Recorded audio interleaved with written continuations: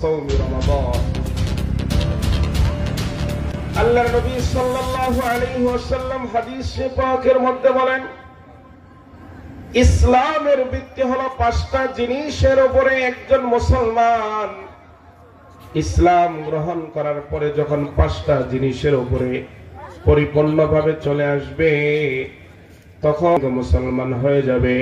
এই পাঁচটা বৈশিষ্ট্য, পাঁচটা স্তম্ভের উপরে যতক্ষণ পর্যন্ত একজন মুসলমান পরিপূর্ণ উপরে চলে না আসবে ততক্ষণ পর্যন্ত সেই পরিপূর্ণ মুসলমান হইতে পারবে না।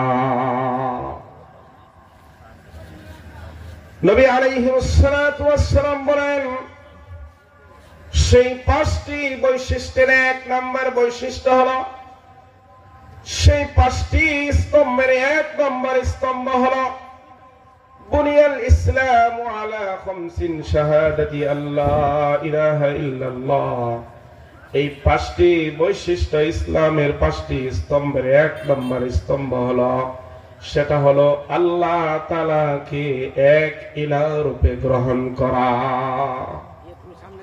আল্লাহ তাআলাকে এক ইলাহ রূপে,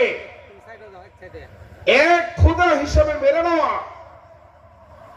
এটা অন্তর থেকে ইয়াকিনের সহিত মানতে হবে যে অন্তরে আর কোন সৃষ্টিকর্তার কোন অস্তিত্বের অনুভব হবে না।